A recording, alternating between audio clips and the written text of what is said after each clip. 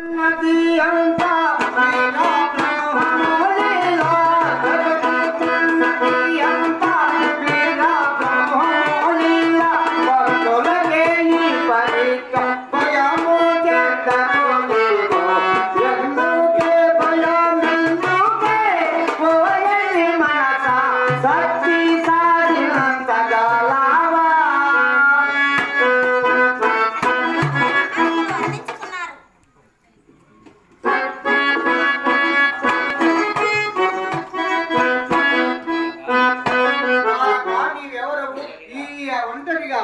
అరణ్య ప్రాంతమున ఎందుకు ఇలా దుఃఖించుతున్నావు?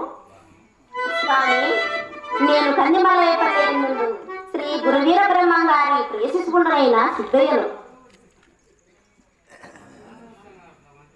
నా గురుమూర్తి నేటి మధ్యాహ్నము సమాధి నిష్ట గరిష్ట రోజులు కనుక నా దేవదేవుని పూజకై దేవదారి పూలకు ఈ ఘోర అరణ్యమంతయు వెతుకుతూ పడరాని అష్ట కష్టాలు పాలై పూలు దొరకక తండ్రి సమాధి సమయమునకు రాలేక పడకిట్లు నా గురి కరుణకై పాత్రనై ఇట్లా దుఃఖించుకున్నాను స్వామి. అయితే పాలక, నీ సమయమున ఈ కొద్ది సమయమున నీవు కొనగానిపల్లి చేరి పూలు కోసుకుని రాగలవా? రాలేరు. నేను ఒక ఉపాయం చెప్పిన విందువా? అగత్యముగా ఇంటాను, శీఘ్రముగా తెలవండి స్వామి. బాలక, నీ గురువు నిజముగా అవతార పురుషుడైనేని, నీవు నిజమైన నిర్మల చిత్తుండవ శిష్యుడు వైద్యువేని సదా గురునామ సంకీర్తన చేయుచు ఈ అరణ్యమందున ముళ్ళు లేని చెట్టాకులు 3 పిటికెళ్ళు కోసుకొని నీ జోలి ఎందు ఉంచుకున్నా అది పూలగా మారా తప్పక మారను. స్వామి, నిజముగా నా గురుదేవుడు అవతార పురుషుడే. మీరు చెప్పినట్లు నేను అక్షరాల పాటిస్తాను. ఆహా, సాధుపొంగలు పెట్టిపోయాను కదా, ఉన్నట్లుండి క్షణములోనే అదృష్టుడైపోయానే. మహాత్మా జయదినాన్న, ఏంటి నీ మహిమా విశేషము?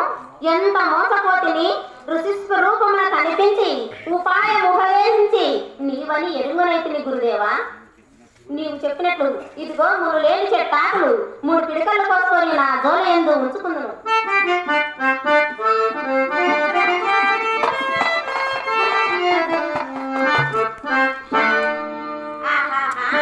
ఎక్కడి సుగంధ పరిమళము! ఇక్కడ ఏమైనా పూర్వపద ఉన్నాయేమో చూసేదాను. ఎక్కడో లేదే ఈ సుగంధ పరిమళము, నా జోల నుండే వస్తున్నట్టున్నది. జోల ఇంటి చూసేదాకా నాకు దేవుని నామస్మరణము ఎంత మహత్తరమై కలుగుతున్నది. ముళ్ళు లేని ఒక చెట్టాకులు 3 పిడికలు కోసుకొని నా జోల ఎందు ఉంచుకున్నాను. పలు విధములైన పుష్పములుగా మారి ఈ పరిసర ప్రాంతమంతయు అత్యంత సుగంధపరమై వ్యాపించి నన్ను ఆనందపరచను. మహాత్మా జయనైనా ఏంటి నీ మహిమ విశేషము?